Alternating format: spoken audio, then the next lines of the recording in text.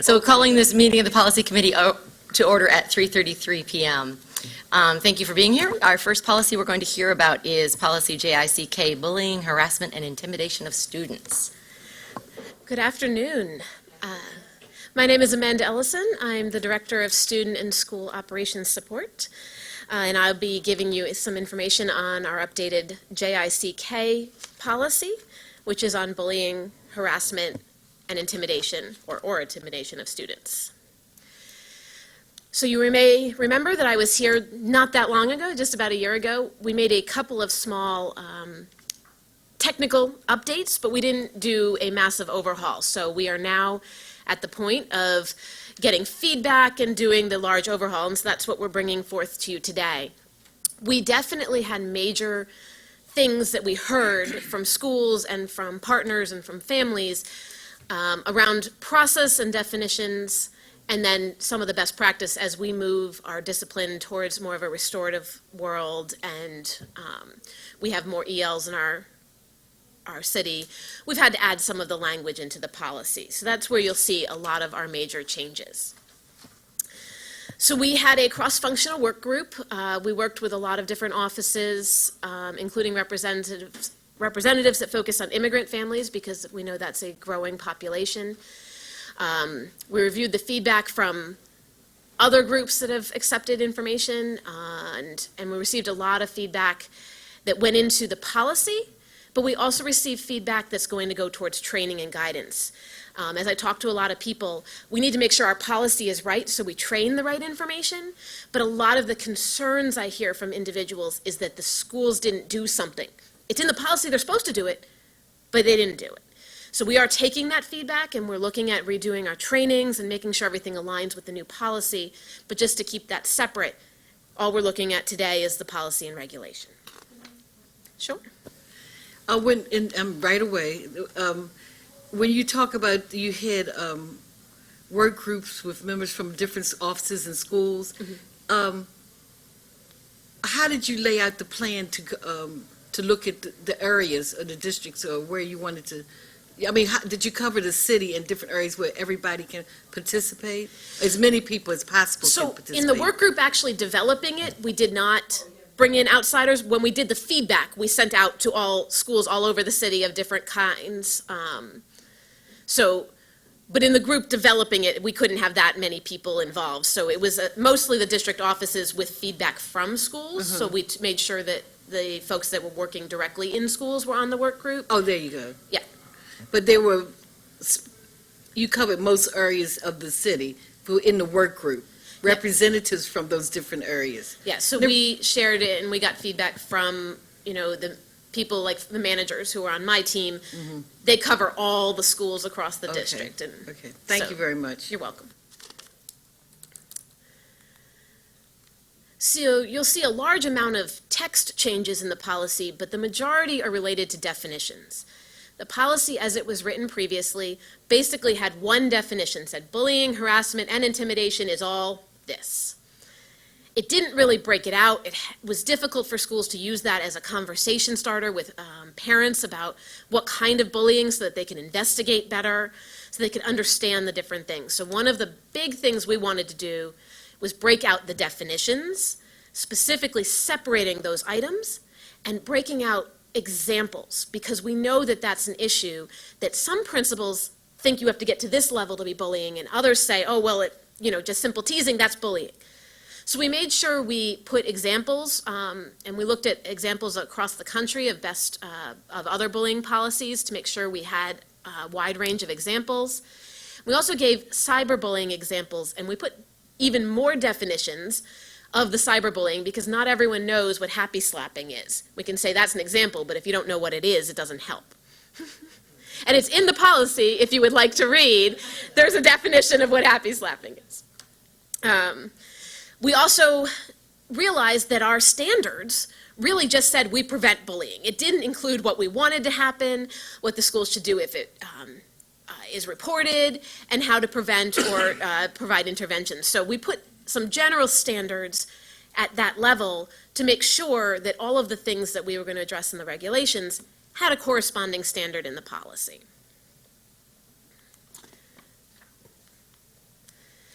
The regulation is where we also made a bunch of changes. We wanted to get into a little bit more definitions about prevention.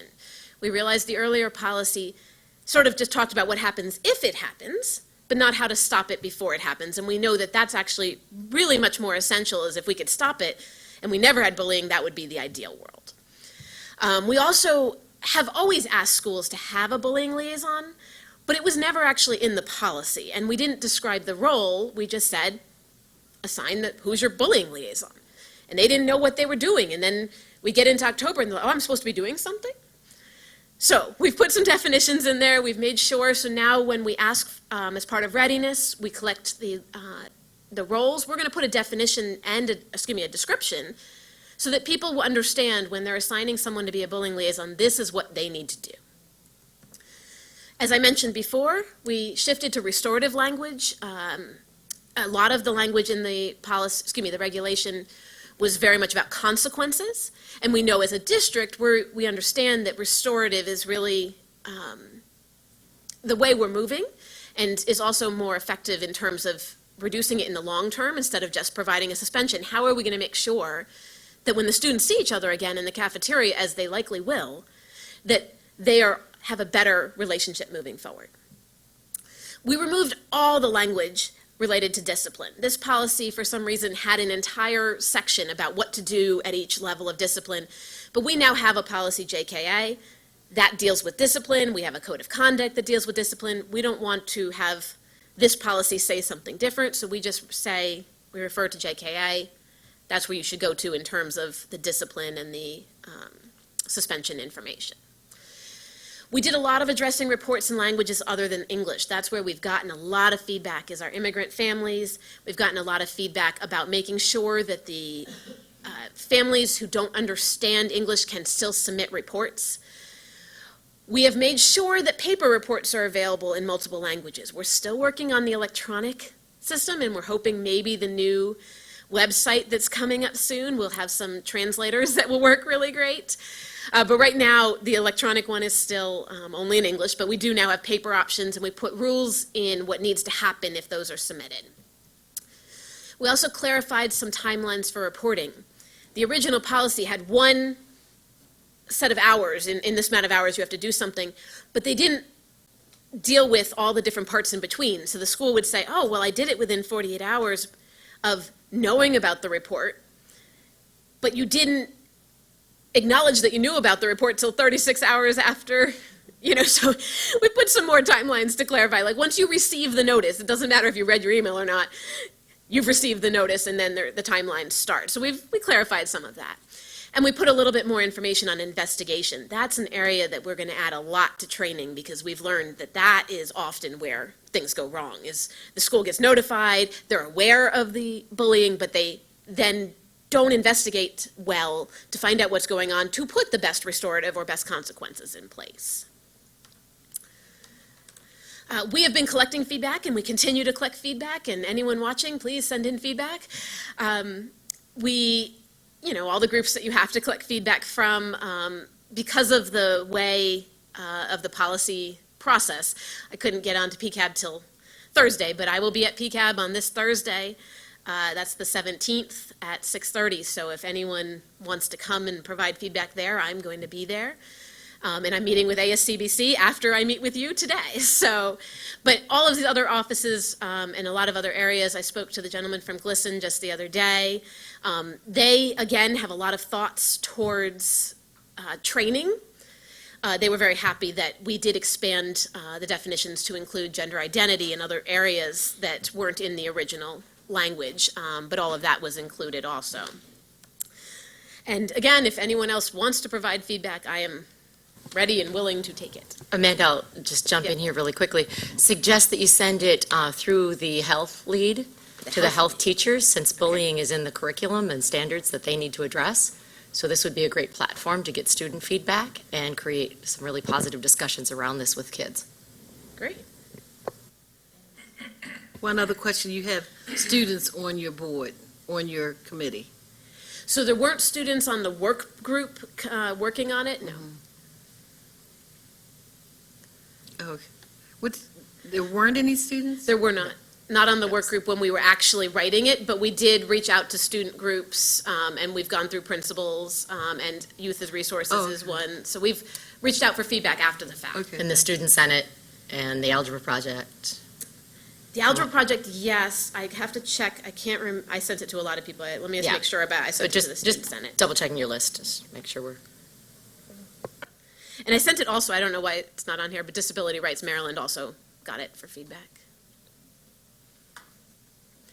And some said that they may have feedback, they just haven't sent it yet. So I'm not saying that none of these folks, some of them have not sent it, but they're aware and going to be sending it. Questions or comments? Yes. Commissioner McFadden? Thank you for this. Would you define interventions for me? What would an intervention be for a student who was bullied or a bystander? Because I'm not sure if it is clearly defined in the policy, the intervention. So interventions often fall under consequences, so that's mostly going to go into JKA, which is the discipline policy. But interventions could be anywhere from your restorative type activities. We have community counseling, is that? Community conferencing, thank you. I knew there was a term for it. Community conferencing, they could be, depending on whether there's, some schools have like peer mentors and other groups like that they put, they work with bullying through. There are some cases where the student senate or the group at the school is involved in the bullying and in determining what the consequence might be or what sort of intervention would be a good fit. So there's a wide range of interventions, and I believe, I apologize, so the support services, some of them are interventions that if you're looking at the regulation, the version that is strike-through is on page 11. But it talks about community conferencing, community mediation, there could be parent outreach, depending on what the situation, there might be counseling services or mental health services. We might use the health department, youth development, depending. There also are legal issues related to bullying, so we might have to get DJS involved.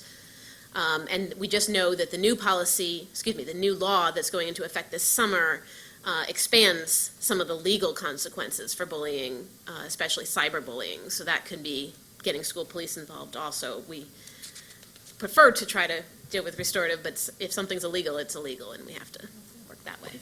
So certainly not for the policy, but when you roll it out to principals, thinking about, I've gotten several pieces of feedback in the last week or so that what's happening most often in response to bullying is sort of this low-hanging fruit of I'm going to move you to a different class. Mm-hmm. And that separation really isn't the way to heal, the way to grow, the way to fix. It is merely a way to make the adults more comfortable for that moment. And perhaps protect the victim on the short term unless they're the ones that had to be moved away from their community. So in the training or within the interventions, a statement of trying to keep people as whole as possible in the process. Got it. And I don't know how you do that, but that's because you're the genius. Yes, sir. And then also I'm on the same one, the RA that you just referenced. Mhm. And it says, I think this is number 2 and letter E. This is page 2. That once per school year, the school-based bullying liaison will communicate requirements to parents and students. What is the rationale for it just the once per year? So often schools send home information at one point during the year, except for report cards. So we wanted to make sure it got included in that. Many schools, when they do experience an influx of bullying, we work with the communications office, and we encourage them to, or require them to send out something in addition. But we don't necessarily have the ability to send out multiple sources or multiple times throughout the whole year, simply because there just isn't that much paper that we send home. Now, we can talk about, I can certainly make it more than once, I just don't know how feasible it'll be able to work in with the programs that we have now. We could potentially do robocalls or other things like that throughout the year. So we could say we'll send papers home one time, but we will do verbal or website notifications, or we can make sure we do that multiple times a year. Do you think that would be? I mean, whichever way you think is best. I think it could be, is there a way, I know that there are several ways, but potentially like maybe videos. I know we have students that work with the production, the television, the channel that we have in other ways. Maybe they can formulate some sort of video that can be played en masse to all of the schools. That's an idea, but just the once per year, the reminder, especially in like middle school, and sometimes they might just need that extra. That extra. Anything else? Okay, a couple of pieces, once you get your notes caught up, let me know, Amanda. Under Roman numeral 2, definitions, letter A, just wondering, in trying to make this as malleable a document so we don't have to come back and see it again in a year, not that we don't love seeing you, but rather than spelling out cyberbullying, because 2 years ago we wouldn't have been able to imagine that term, might use something like direct, indirect, or through technological platforms such as cyberbullying, so that if it becomes, I don't know, pen bullying next, because we've never thought that pens could automatically bully someone, but we don't know where we're going, then we don't have to, we're already ahead of it. Got it. Also, under definitions, it says, and I quote, "where there's a power differential between parties," and I felt like that language was reminiscent of when this used to be about employees and students, because a bullying would happen boss to student.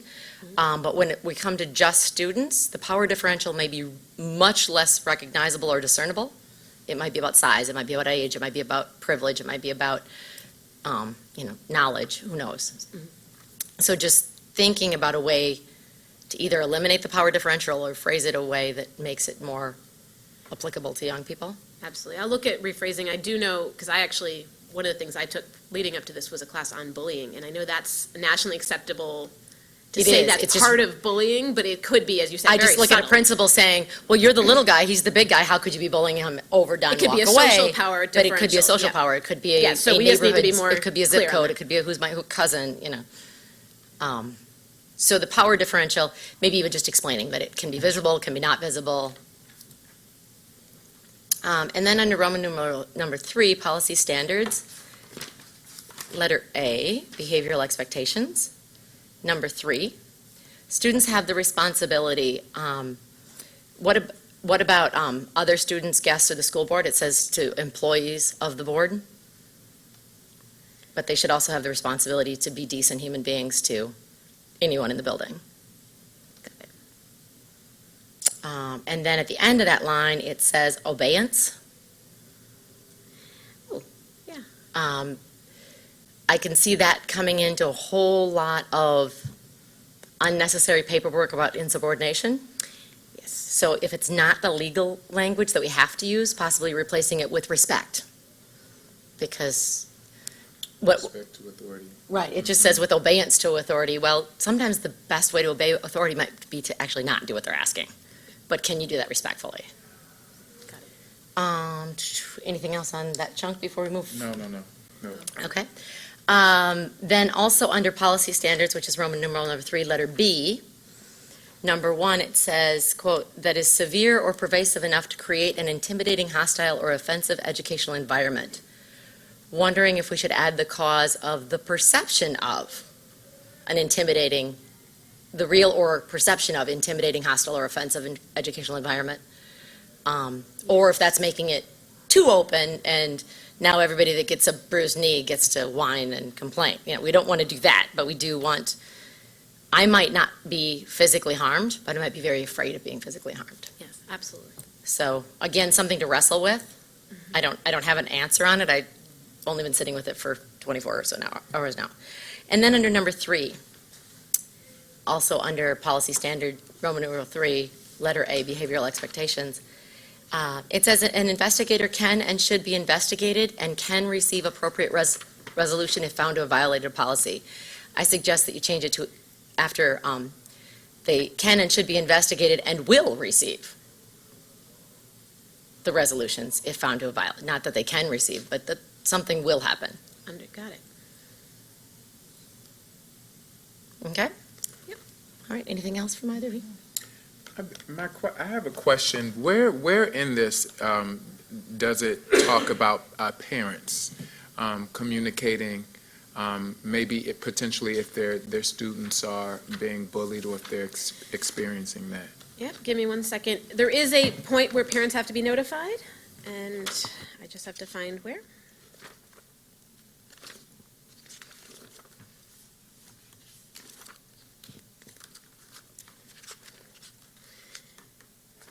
It is in the regulation. Just give me a moment to. It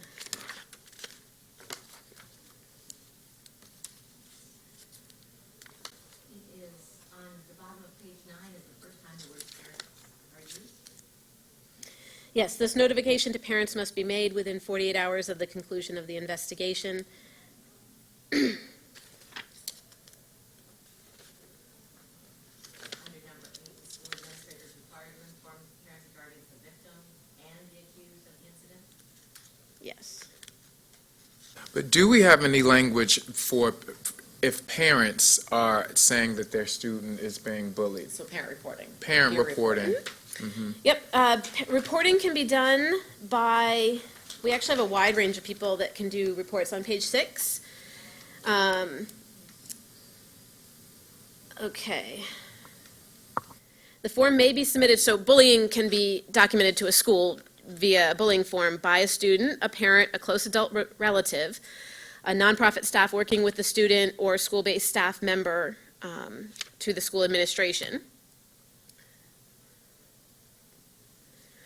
And we added the nonprofit because we heard, especially from our immigrant families, sometimes it's an outside agency that may hear about the situation, and the parent who doesn't speak English doesn't feel comfortable coming up or filling out the form. And so we wanted to make sure we understood that that's acceptable, that you can also share and let us know, because we can always investigate. I mean, we may investigate and find that something else is going on, but we want to make sure we at least get a chance to investigate and know what the situation is.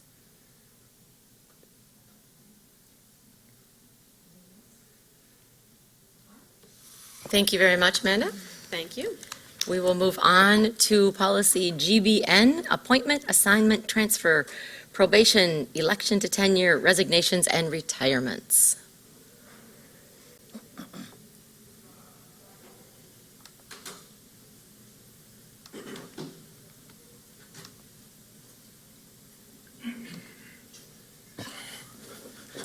Good evening. I am Jerome Jones, Director of Labor Relations and Office of Human Capital, and I'm going to talk about appointments and also absences and leaves of absence policy.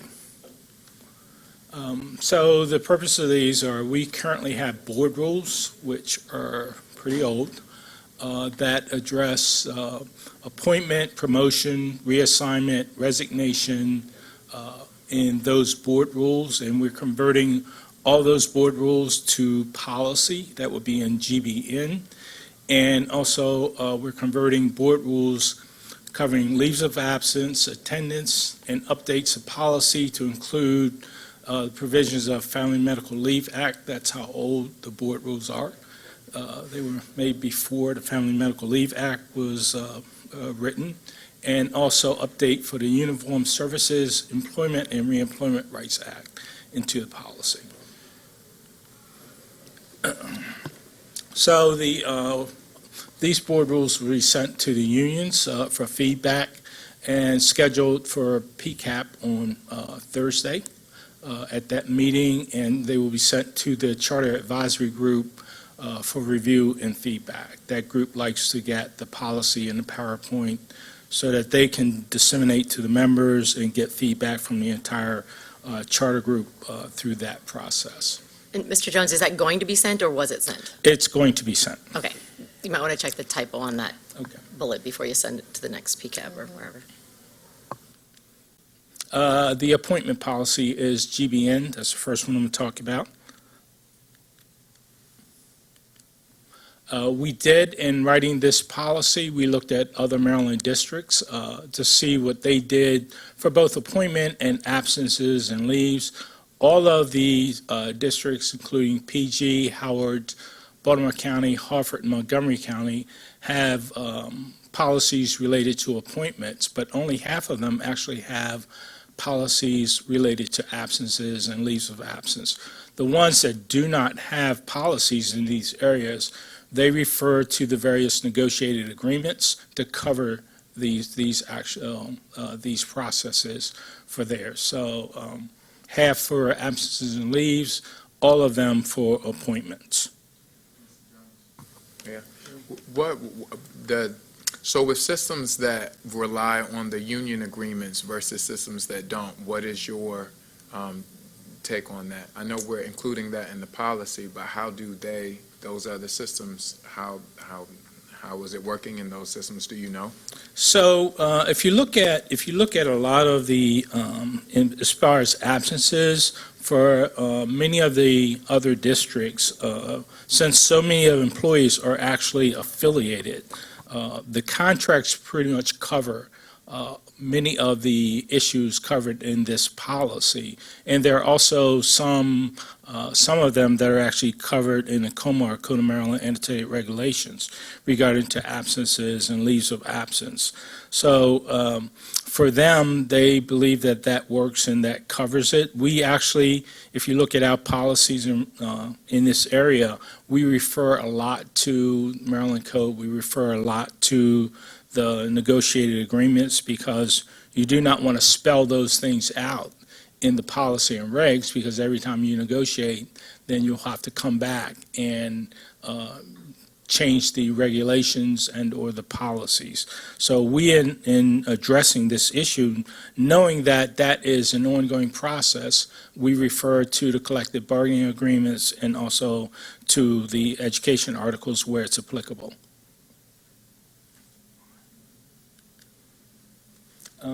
So for the appointment policy, what we've done is there are basically 4 board rules that are covered in this appointment policy. The first one covers appointment, TB tests, assignment, promotion, and transfer. That is a strange conglomeration to put into one board rule, but those things are in that specific board rule. Well, actually, it's 3 of them right there, 402.02 to 402.04 cover those. In 4.02.06 to 07, that covers the probationary period and tenure. And next we have policies, board rules that cover substitute teachers, acting interim assignments and appointments, and finally resignations or requests to be released from the contract, voluntary retirements, and disability dismissal, which is also a board rule that we're converting in this policy. So, Mr. Jones, I'm going to interrupt with a question here because it's more of a philosophical nature than my usual list of things at the end.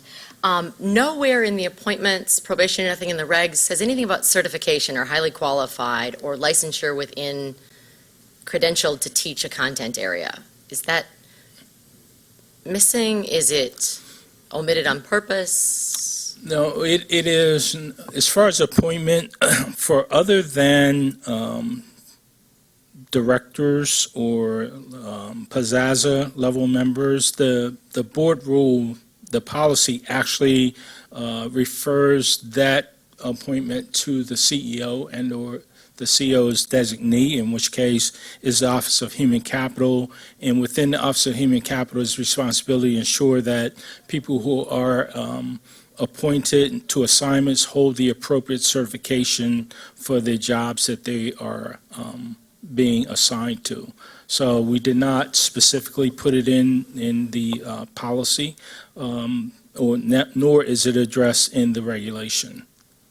So maybe this one then is for you, Chief Grant Skinner. Would it challenge our system to find bodies to be in front of classrooms if we were to make it policy that you must be teaching within your licensure? It would take away some of the rights which are guaranteed under COMAR regulation. COMAR regulation provides that we can require a teacher to teach out of their area of certification for a year, and if there's a need beyond that, then we must work with that teacher as part of their individual development plan to establish a plan to get the appropriate certification. For instance, we used to have teachers who were certified in home economics. We don't have that anymore, so we had to work with those teachers to either update to a different area of certification, or in some cases, we had to do reductions in force with those. So putting that in would would take away part of what is in COMAR education articles. Not if we put COMAR in, the language directly You could from refer COMAR. back to, we could refer If we to put COMAR language. I compliance know with of COMAR. TAs that are in teaching positions. I know of teachers that are teaching out of licensure. And I would like policy to help minimize and mitigate that, to move us in the right direction of having licensed teachers in every classroom. Okay, so we will take a look at how to address that. There are other places in this draft policy right now that refer to timelines and other things that are required by state law, so perhaps that's a way that we can incorporate Yeah, it. it just seems, if I was looking at an appointment policy, if I'm a new employee, this is where I would look, and if it's not there, then it feels like a gap. So I would like to see that added. So when we converted the board rules to policy, we referred to tenure. When this law was, when we heard the board policy, tenure was after 2 years, now it is 3 years. So we refer to tenure as defined by state law. We specify the interim appointments to the board will last no longer than 1 fiscal year, although the board can move to reappoint for another year, but after each fiscal year, we would come back to the board if we are asking for an interim assignment for more than 1 year. It requires MSD certifications or licensed employees to submit resignations by May 1 or July 15th. May 1 is if you're not tenured. July 15th for tenured individuals. They have to submit by May 1. July 15th, and or if you're not a certificated individual, at least 2 weeks in advance. And we replace we do some cleanup with language, replacing educational personnel with personnel, and replacing personnel with the Office of Human Capital. And that's pretty much what we have there. We will make note of what you have with appointment. Questions on this one? My only other comment is under Roman numeral 2, under definitions, it's defining a substitute teacher. And if that's the language that COMAR requires, then obviously that's what we need to use.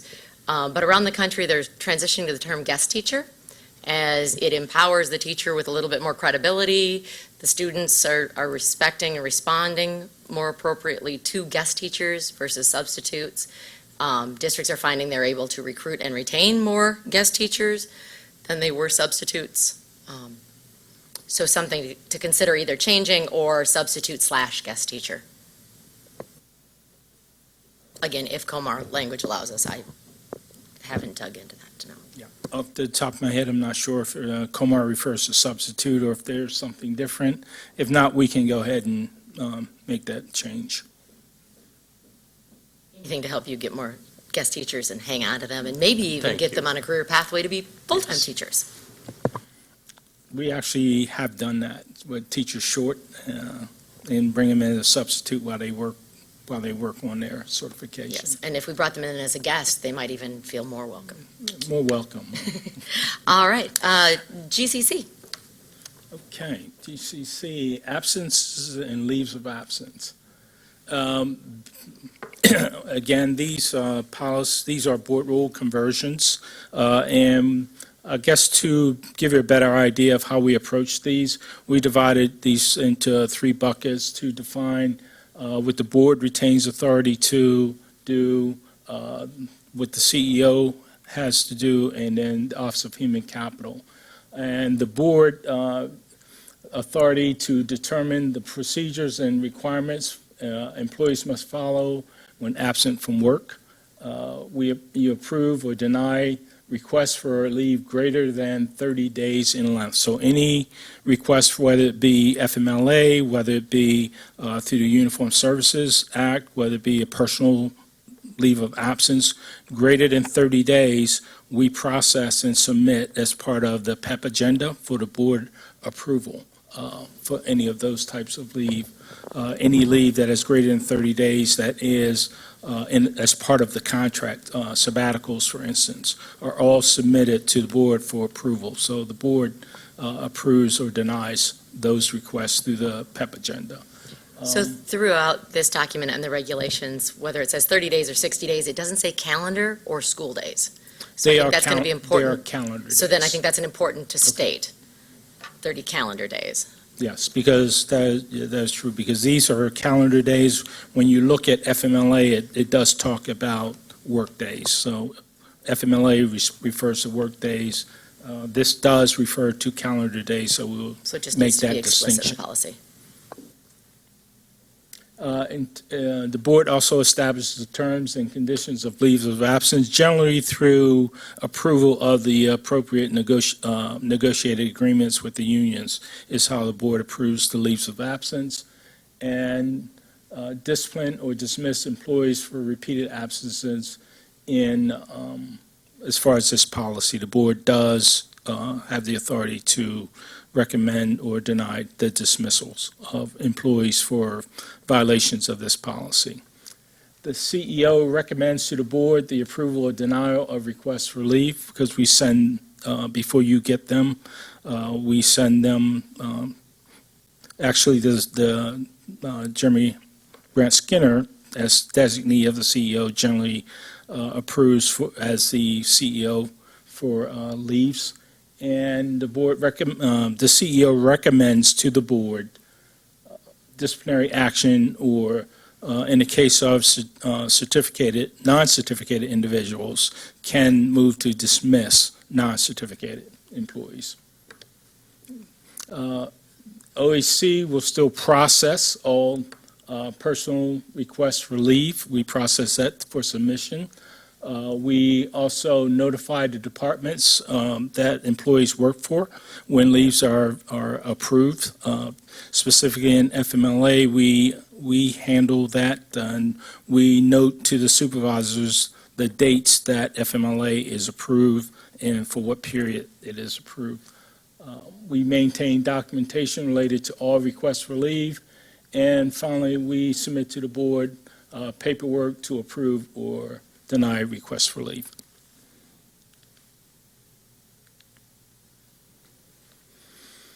When compared to the original board rules, the recommended policy incorporates Family Medical Leave Act provisions into the policy. It also incorporates the Uniform Services Employment and Reemployment Rights Act, and it adds annual advisories on attendance requirements and protocol.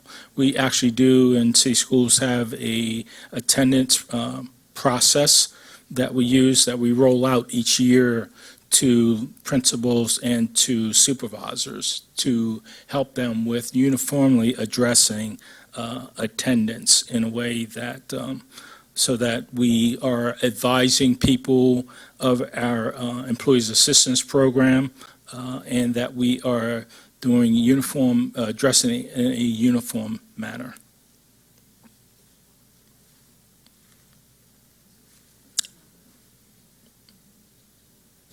A couple of questions. One, again, related to the number of days. So you've established that they're all calendar days. Yep. What happens with things like winter break? Is that included in that 30 days or 60 days?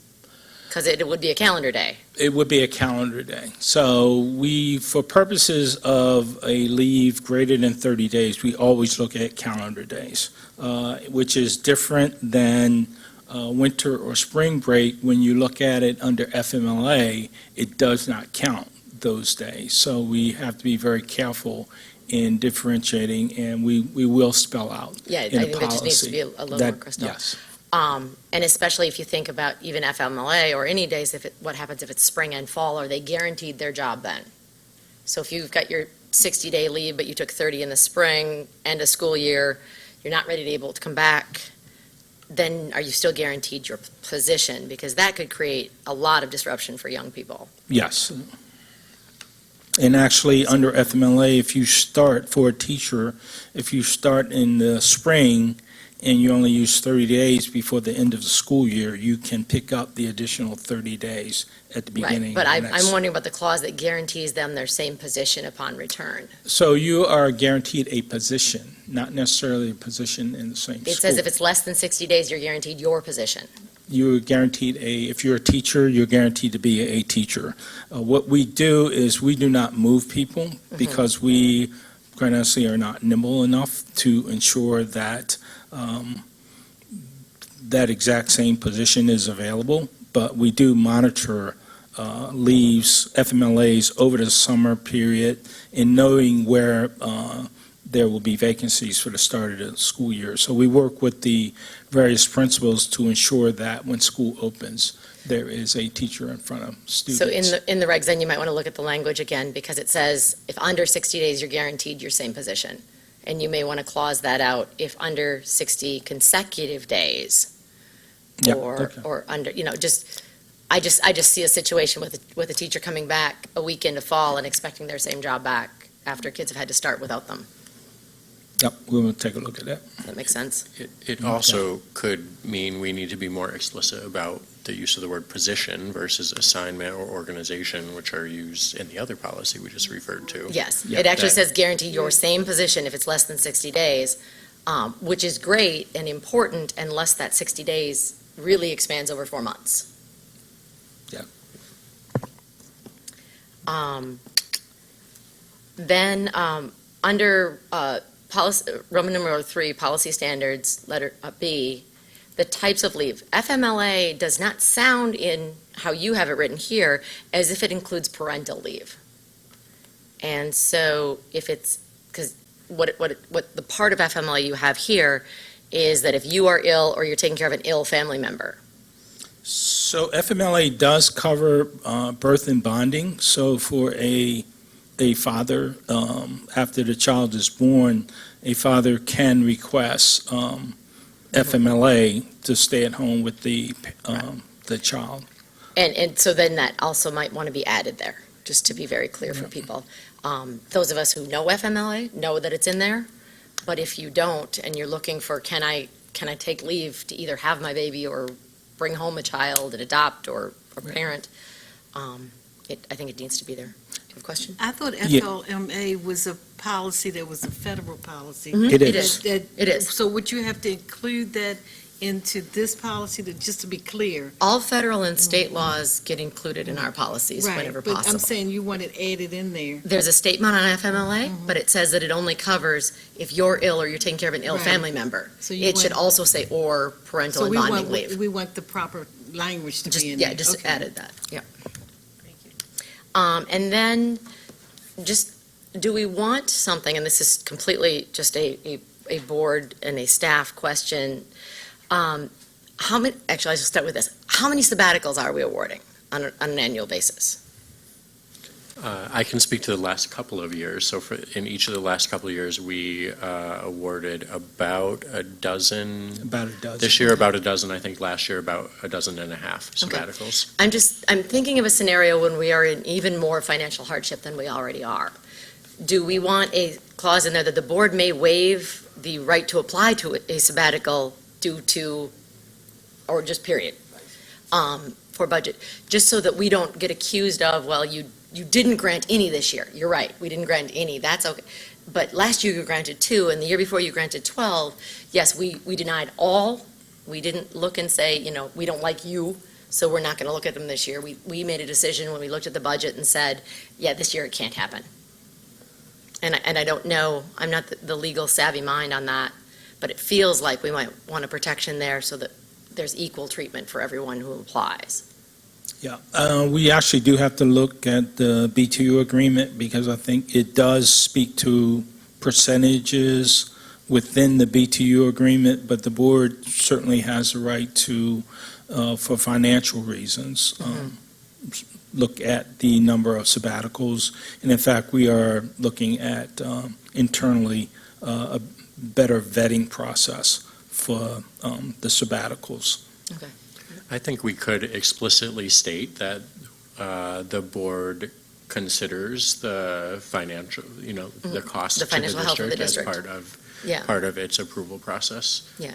Because I do know that the BTU's negotiated agreement states it does include a cap, but the cap is 3% of all members, which would be many more than we have typically granted.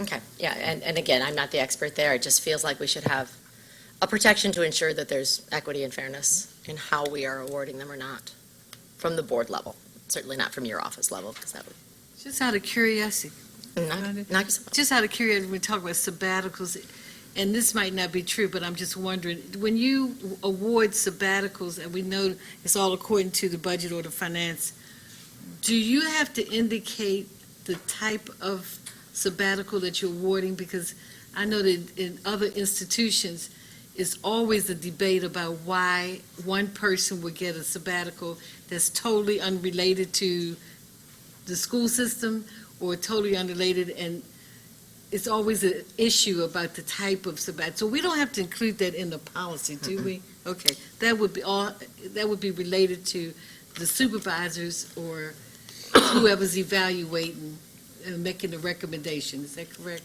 So that doesn't go into a policy. Yes, I think that's correct. In the case of teachers, the BTU contract does not explicitly state what the criteria are, but our internal human capital process and application includes requirements. So like every application is reviewed, and when I say we approved or recommended 12 for approval to the board this year, those were all reviewed and we considered like what the impact would be when someone returns from the sabbatical on their role. So what is the expectation? This is totally sidetracked, but what is the expectation when they return from a sabbatical? Is there a presentation? Is there professional development? What are they asked to do? So in applications, teachers who are requesting sabbatical describe how they will apply what they do during the sabbatical back into their role. So currently, I will say currently, there's not a specific presentation that's required or specific documentation that needs to be submitted centrally. But again, when an individual applies, they state, like, I'm going to travel to this place and explore practices that are taking place in this particular school, and when I come back, here's how I'm going to apply those in my classroom. So do you give them half-time or like half the year, a whole year? Is that how you do it with salary? So you can apply for a sabbatical for a full year or for a half a year, Right. and whatever the time period is that you are on sabbatical, under the teacher's contract, you get paid 50% of your salary. Okay, thank you. All right, thank you so much. Any other questions? Thank you, Mr. Jones. Thank you. Appreciate that.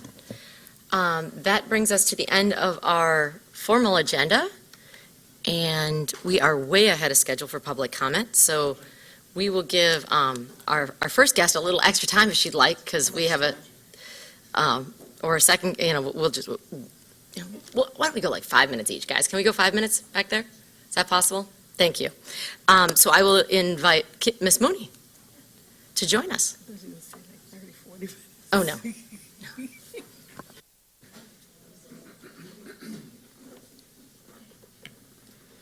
Welcome Ready for to me? policy. Thank you.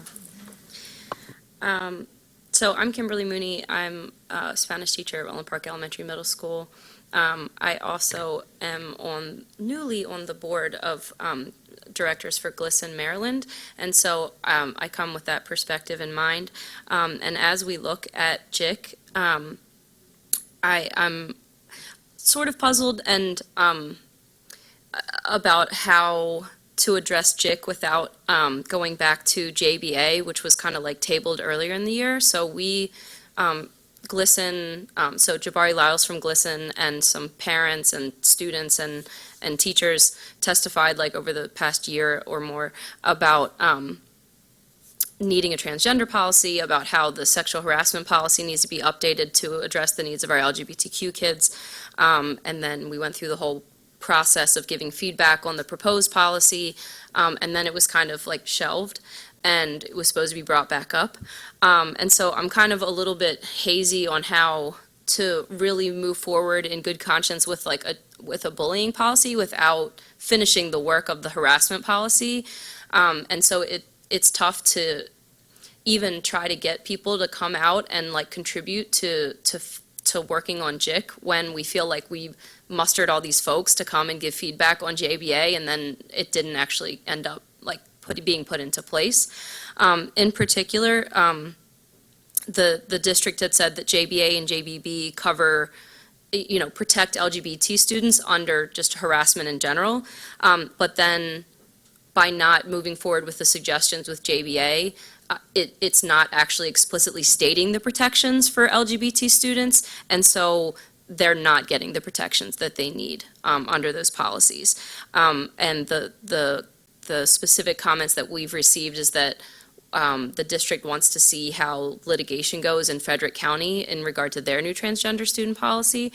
And that's also kind of puzzling just because, A, that suit was dropped, and so I don't see any reason not to proceed with it. Even knowing that it was dropped, so we've been told, well, they may take it back up. So it sounds like we're going to wait indefinitely for a lawsuit that may or may not ever materialize to move forward with protecting our kids. And to me, that's just kind of backwards and not. I think we need to affirmatively protect our kids. So let's see. I think I covered most of the things that I had written down that I wanted to say. Also, GLSEN has offered training, so that I know a big part of it is schools don't feel like they have, that they know what to do when a lot of these things happen. So having a policy, whether it's JIC or JBA, are great, but people don't have the tools that they need to actually protect the kids in the way that is needed. And I really wish the district would take GLSEN up on the offer of doing these trainings and any kind of support in, whether it's for the district or in individual schools. There's staff and people trained and ready to go, so I really wish they would take them up on that offer. And just other than that, we have one parent here today and some others, I know that he didn't sign up to speak today, just trying to understand the process of how this all works, but who are willing to speak to how not having a clear policy is really having really bad consequences for the kids, and how even with the existing policy, because it's not like there's nothing, there is a harassment policy, but there is a big breakdown as to who handles it when it has to do with LGBT kids, or how is it going to proceed. And you were talking earlier about, sometimes the kid gets moved to another class. What we're seeing is when a kid gets moved away from the situation, then the complaint is dropped and it's not followed up on. So that's not addressing the climate problem. That's not addressing the students who are engaging in the harassment. It's just getting the child, that one individual child, out of harm's way for the moment, and that's not really addressing the greater problem. So I really would love to see a policy where those matters are addressed, to where we're improving the climate of all schools so that all kids feel comfortable wherever they are, and we're not having to move kids who are being harassed, that they can foster a positive environment where they are. Yeah, I think that makes total sense, and that's actually exactly why I brought up the moving kids, because it really isn't addressing the issue at all. Yeah. It's putting a Band-Aid over something that's not bleeding and letting the blood rush from the places where it needs to be healed. My understanding of why the LGBTQ or transgender policy was sort of put on pause was because the harassment policy, the code of conduct, were all very sort of negative framing, but we wanted to really make sure that we were doing affirmative. This is not how consequences should happen, but this is how a climate should be created to ensure that kids are protected before there's a challenge. And that involves a whole lot of legal digging and research and things. So I think looking to Frederick County to see, you got this in place, let's give it a few months to see how it's working, so we don't recreate something that needs to be fixed right away. With that, I also completely understand the urgency. And it's a similar urgency that I have around the equity policy. Without something in place, even something imperfect is going to be better than nothing at this point. So I don't know, Madam Chief of Staff, if you have... No, I think that's right. And then I think also that we need to do extensive community engagement, which, a lot of those changes were made at the second reader phase of that policy. And so they hadn't been vetted with school communities. They had not been vetted with principals or teachers. So they were added at the end. And so that's on us, that we need to figure out how we actually do engage a broader swath of community to talk about these changes, because they're important. And to your point, we need to make sure our schools understand the changes that we're making and how to implement them. And so putting them in at the last reader wasn't really engaging the community around those changes, which are significant changes that we need to engage the community around. So I think that was the But I other think piece of it. it's a uniform understanding that it needs to happen and it That's needs to right. change, but also balanced with it needs to be done right. That's right. And so that we're going to need to lean in hard That's right. on GLSEN, on parents, on students, principals, get them engaged. Because the nice other part about this, if we do it well and do it right, is the policy development process in and of itself can be a professional development. That's right. So That's right. we really want to map that out, and perhaps we can have an internal conversation and come back with sort of here's our idea of timeline, so that the community can say, okay, because I also hear you with but we talked and we shared and nothing's happening. Yeah. And I feel that way many times myself. But we could maybe even by the next meeting have a shared, this is when we're going to try and get community engagement at the beginning. This is a tentative sort of a span, and be like a July to October, and so it won't be a date at this point necessarily, but so that you know that it's traction and it's on the calendar. That would be great. Okay. Yeah, I think that'd be great. All right. Any other comments, Ms. Mooney? I'm good. Okay. Thank you, Ms. Mooney. Thanks. Rebecca, would you like to join us?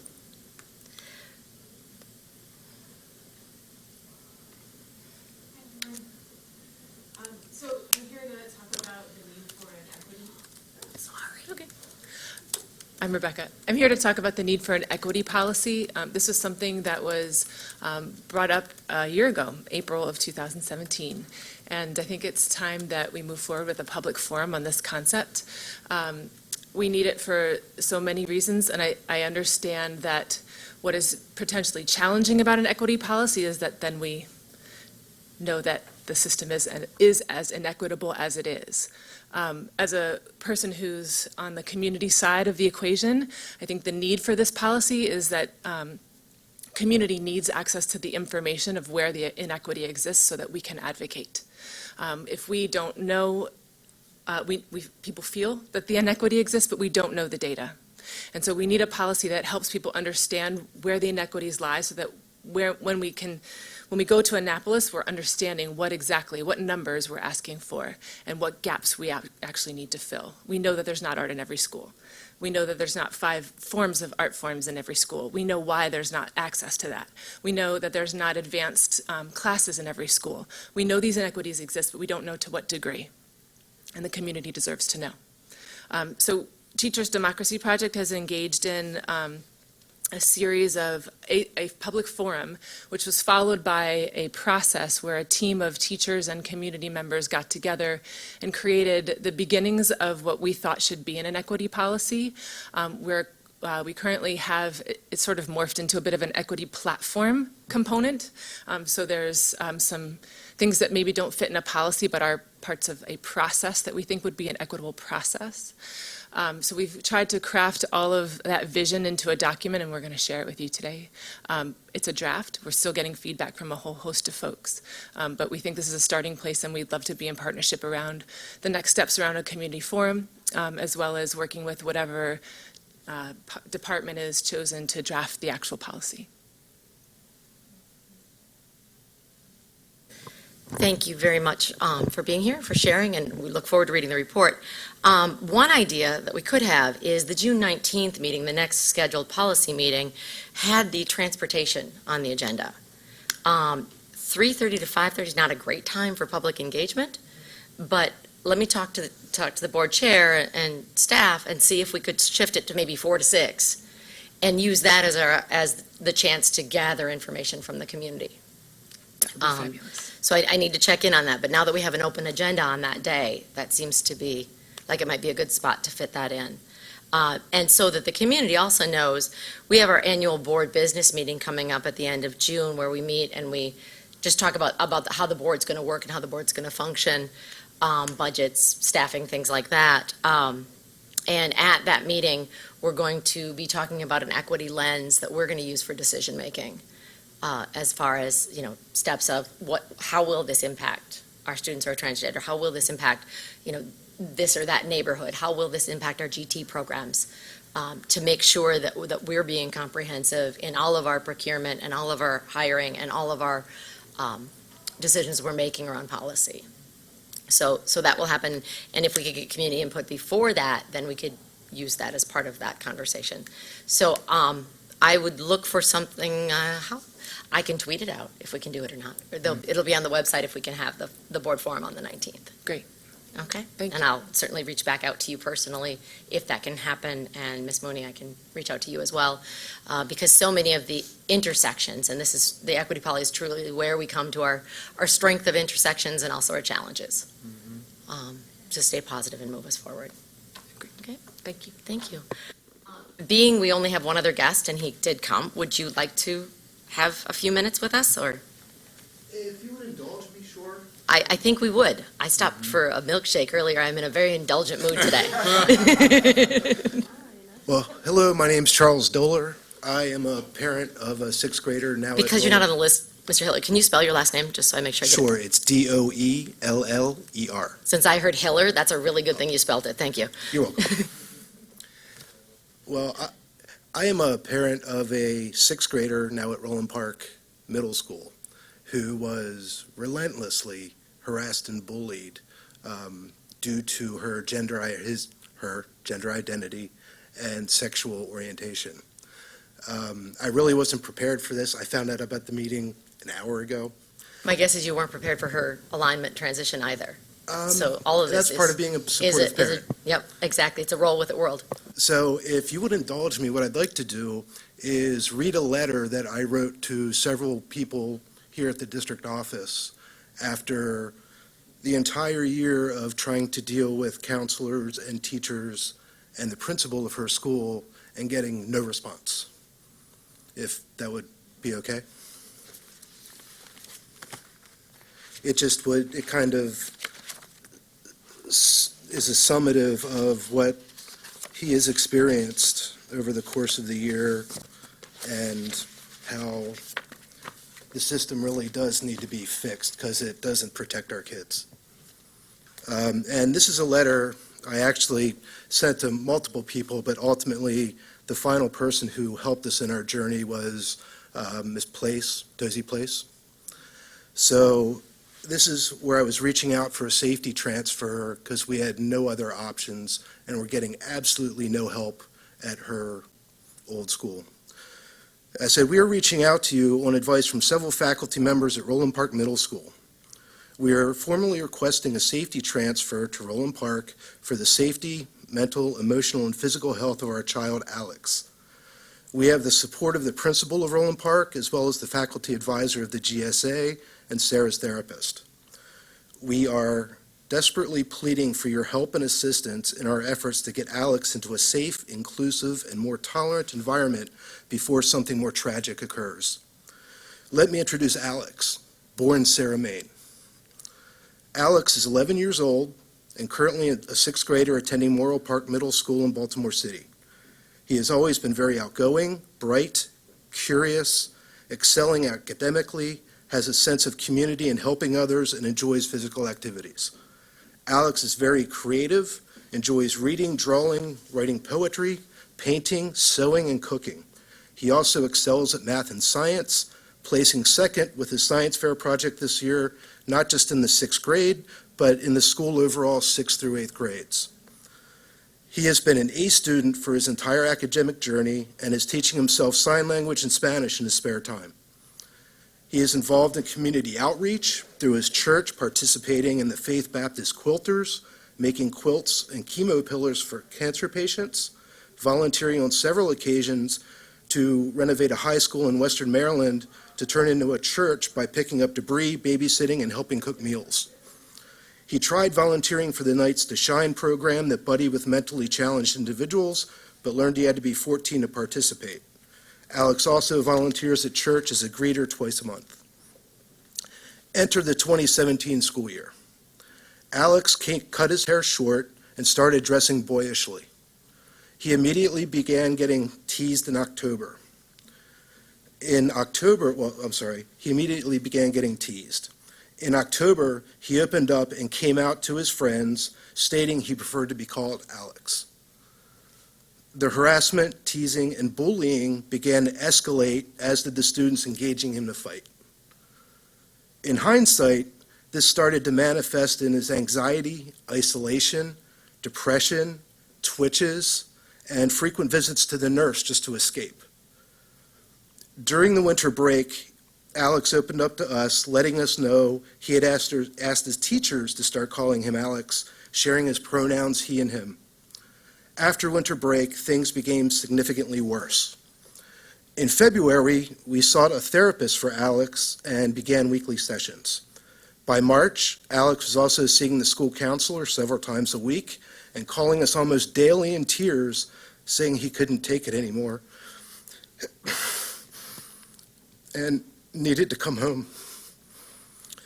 Preempting a breaking point in March, we took him to the Shepherd Pratt Crisis Center for help, and subsequently, he attended their day program for 7 days and was placed on medication. Although learning coping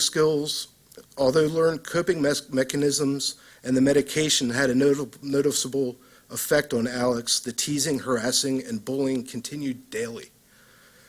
On 24 April 2018, Alex wrote a 3-page expression in school out of desperation, frustration, and anger, stating the intent to do himself harm, and expressed the desire to die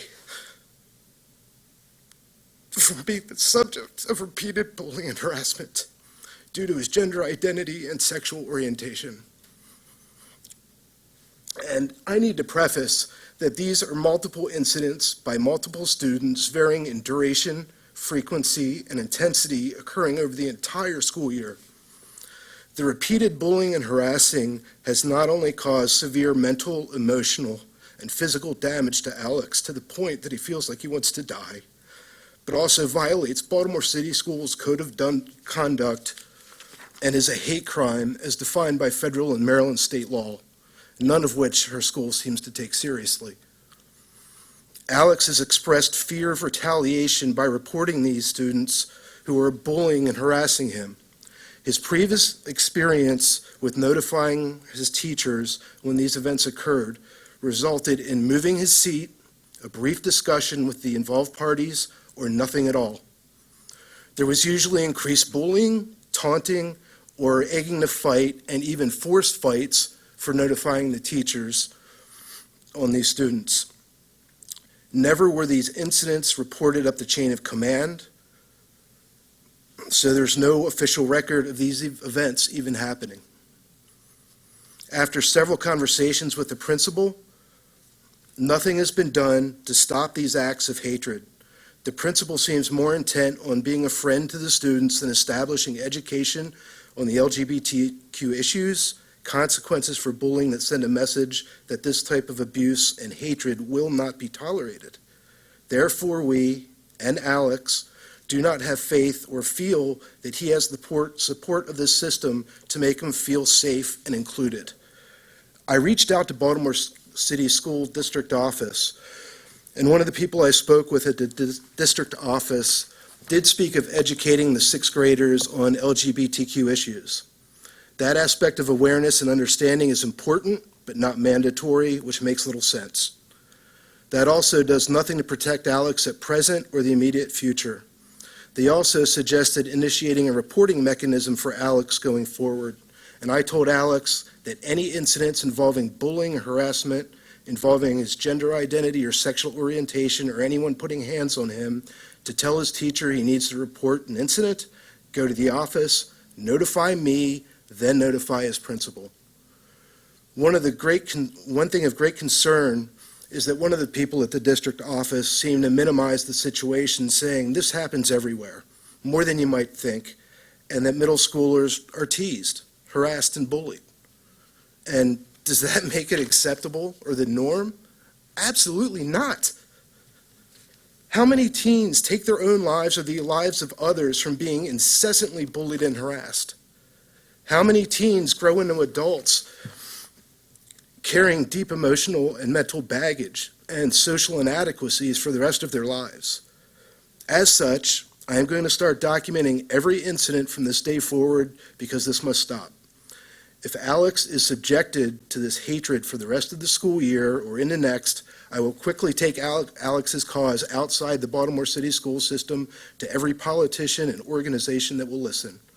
This is by no means a threat, but after understanding the full scope of what Alex has endured and is still experiencing, someone needs to stand up, say enough is enough, and protect Alex. If a group of students were harassing another student based on race, ethnicity, religion, it would have been stopped immediately.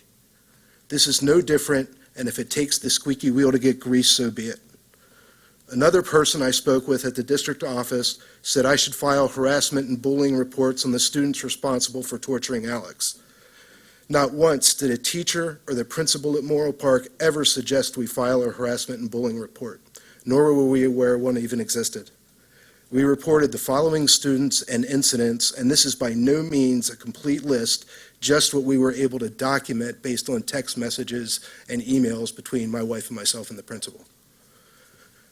And I'm just going to surpass some of these, but give you a brief overview. I appreciate the confidence. Just make sure no names, please. Yeah, absolutely. Thank you. Yes, I'm quite aware of protect their privacy. Several students repeatedly calling Alex a bi-bitch, a fag, and a whore was not an isolated incident. They have been doing this for several weeks, daily, sometimes multiple times a day while at school. In addition, one student asked him daily if he has a problem with him and wants to fight, pushing him, meaning Alex, elbowing him, and walking through him as if he doesn't exist. It came to our attention today in a conversation with Alex that these two students are safeties at school. And we were formally requesting that they have their safety privileges removed for the remainder of the school year. Anyone exhibiting this type of hatred towards another and having the facility to cause someone so much harm does not have the right to hold such a position of unsupervised power, authority, and respect. Their repeated behaviors are without doubt contradictory to the definition and role of safety. Another incident is, these are all not single incidents. These are incidents that happen for months throughout the year, some the entire year, some for just a few months.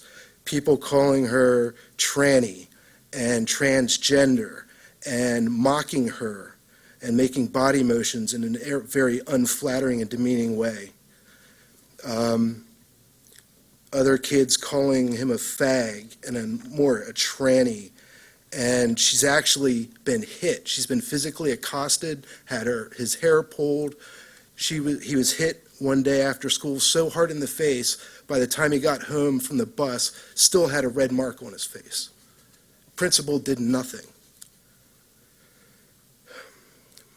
You know, repeated people, I mean, there's 11 counts of reports that we filed, people calling him a wannabe boy and tranny and ugly and all sorts of stuff. But all that being said, the summation of the letter was our immediate goal is to get Alex in the Roland Park Middle School next year. He would easily fit into their advanced curriculum, and the most important reason is their gay, straight, or gender sexuality alliance ensures that the school provides a safe and inclusive space for all genders and sexual orientations. Their GSA is a model for other GSAs nationwide, and Roland Park has created a project called Dear MX in order to educate their school on LGBTQ issues, offering a way for peers to anonymously ask questions. Their work also has led to a GSA edition in their weekly aired student news, giving them a platform to voice their LGBTQ people, history, and raising awareness around these issues.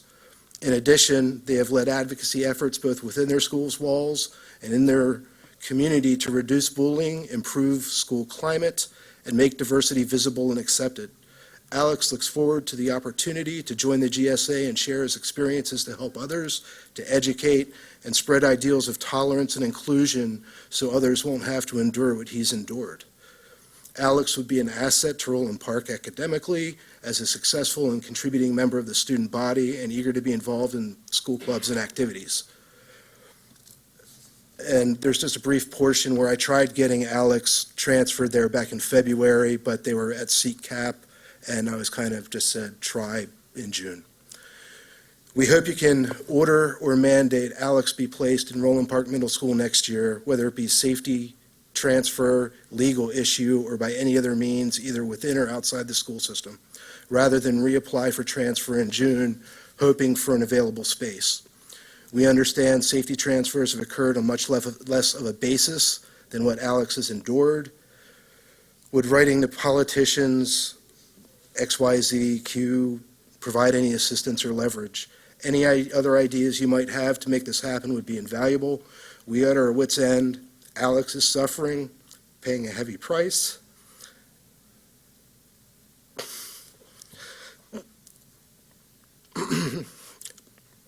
And no one seems to be willing to help. It's heartbreaking as a parent to witness and can't imagine what Alex is actually enduring on a daily basis. This was the entire school year. The principal, we had repeated interactions with our principal, and she did nothing. You know, you talk about this current policy and making changes, and they're greatly needed. However, the old policy wasn't even followed to one letter. Not one single item in that policy did they follow. And the damage to him, I can't even imagine how deep it goes. Yeah. But a child wanting to die is unacceptable. Clearly, Alex has had a struggling journey, and clearly Alex isn't alone. So we thank you for bringing a personal story to this very urgent need. Alex's journey is challenging. Blessed for having you as an advocate for him along the way. Right. I am grateful that we know what the degree to which it's happening. One of the pieces that I can suggest immediately is, and I actually was going to say this when Amanda was up testifying or sharing earlier, that we should have some sort of a flip book in every classroom of like the high-level policies, bullying policies, student code of conduct, along with fire evacuation and active shooter protocols, so that teachers can go right to their wall, pick it up and look, and students can see it. I have some examples of that if you'd like to see, so that the teacher and the student can go, oh, harassment, I'm supposed to do this, as again, part of the professional development to help in the more immediate, until we can figure out the best way to get this policy in place. But they need to understand, but they really need to understand what that is, because I believe from my experience, they don't know. The teachers don't know. They dismissed it. Mm-hmm. You And know, that's wholly unacceptable. even after I set forth in effect, after a suggestion from, I don't remember if it was Miss Tozy Place or the EEO investigator that we were in contact with who contacted us, but we established that criteria where if you're bullied or harassed, you go to the office, you call me, then you talk to the principal. Mhm. And when she did that, the office told her, this isn't that big of a deal, and we don't want to get your stepdad upset, and send her back to class. Okay. Also on that flip, though, another thing should be a list of resources. Who, and local resources. Who in the building is the LGBTQ advocate? Who in the building is the wellness policy director? Who in the building is the PTA liaison? So that kids and teachers know directly, oh, you've got an issue around this is your point person. Right. Madam Chief Staff, do you have any response? Well, So thank you so much for sharing it. I mean, I can't tell you how appreciative I am that you'd be willing to come and talk to us about a very personal issue and such a difficult issue. So I appreciate it, and I'm sorry for all the challenges for the past year. So one question is, has the transfer been granted now? Surprisingly, after 3 days of contacting Dr. Tozy, the transfer was granted. She pushed it through, walked it through, Great. and she started Friday a week ago. Oh, so she started this year. Okay, that was my next question. Surprising to us, He it was a started, yes. godsend, yes. Okay, so that's So, please, we'd love to hear updates about how that's going too. And Ms. Mooney is a great advocate for, at Roland Park, at the middle Oh, school as well. absolutely. Yeah, so- She was a great help in making this happen as well. And to one thing that was addressed earlier as well, as far as moving kids and investigation stopped, once Alex was moved to Roland Park, the whole EEO investigation dropped. It was dropped. And I personally don't understand that. Okay. These kids are still doing what they're doing, and unfortunately, there's so many other children out there that don't have supportive parents, or parents that are willing to beat down doors, or stand up for them, or care, or agree with what their lifestyle is. And they really need more. I'm sitting here very emotional about this, because everybody know I'm emotional. And what you're going through, I have to say, and I just want you to know, you're not alone, and you're doing all the right things. I had 2 stepsons coming from Cameroon, French speakers. One of them they're both doctors now. Very quiet, was harassed horribly, and they were in a Roland Park. What I found that we had to do, he was attacked because of his English and just didn't know what to do. I had to go there, my husband and I, we had to go there at least 2 or 3 times a week. It was distressing, and at one point, he was attacked and picked up a rock, and one of the students, 2 were attacking him, and he picked up a rock and hit the students with. Thank God that the rock did not kill the kid, and they understood why he did that. He was just attacked every day because of his language. And I commend you, and I've seen here everything you're saying, even though it's a little bit different situation. Everything that you're saying, we went through that. This bullying and this harassment is horrible. But I just recommend, he's at Roland Park now, Yes. and Roland Park is a wonderful school. Absolutely. And what you're doing, please, it will change. It will change because there's so many groups, so many organizations, and the schools are so supportive. And just keep going back and forth in the school. Make your presence known in the school. But as he moves through these years, through this journey, and meet other people who can identify with what he's going through, it will change. And one day I was vice president of the community college. I came home and it was a police car sitting at my house. And what happened was, he had made a suicide call and told him that he was going to find a gun. I don't have guns. He was going to find a gun to kill himself. And they sat there and waited for me. And we went through all these changes at Shepherd Pratt and everything to get him straight. And he didn't need medication, but they wanted to put him. It was a challenge through the whole journey, but then it did change. And what you have to understand, you have to deal with it, pray on it, whichever way your spirituality goes, and it will change because you will meet people who will join in and assist him and assist you as a family. Okay, but everything you mentioned, as a family, we went through it. Our family is very close, and the whole family gathered, and we just got together. We knew that if we stuck together, it would change, and you're doing the right thing. I just needed to tell you that. Well, thank you. And I feel everything that you're going through, and you're right at that stage. So hang in there, and all the things that they will do for the school system, they will assist you to get through this. Oh, I agree. We're a strong family. You have to support your kids no matter what. Exactly. Show them they're loved. And at this point, I'm going to try to make sure and do what I can to make sure it doesn't happen to other kids. Because too. I'm feeling everything that you're saying, So, and the school system will work with you, the school will work with you, and then there are other groups at the same age as your son. There are groups that will join in and help you get through this. Commissioner McFadden? Well, thank you for letting me share. I appreciate it. I appreciate Dr. Bondima's point, but I'm appalled that, you did not get the response that you should have received from our staff. And I was just talking to Dr. James Hassan about the need for the equity policy, right? This is what takes us back to the need for that type of work to be done. I'm committed to making sure, at least while I'm here, that we can move that forward, because that's important. What do we all think about equity, right? Do we all share the same thought process as a district? Because if we did, the principal would have been a little bit more responsive to your concern.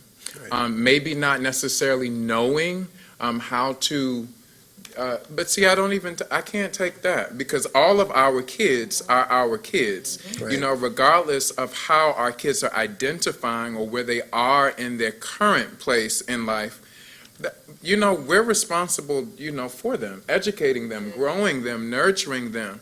And so that is why I'm offended. I'm offended because the response for one of our young people was kind of just, you know, it'll work out, you know, we'll work it out. So that is why I'm concerned.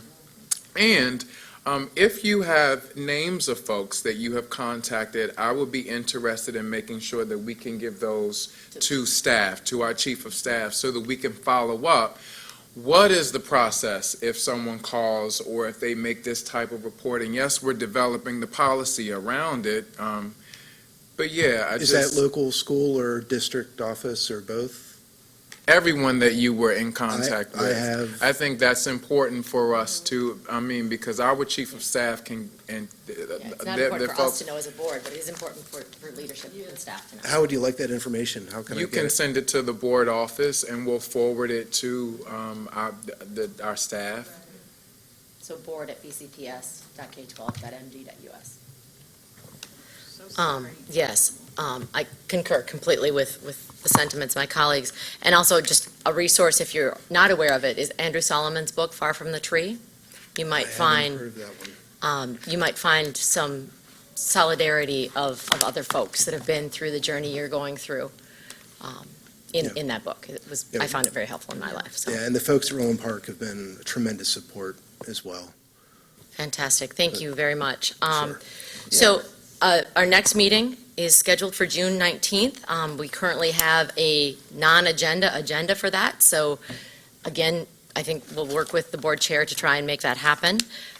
So watch the board website for what will be happening then, and I will also tweet out, and I'll tag you as much as I can so you can tweet out, and I'll call you. So we are officially at 5 p.m. adjourned. Thank you.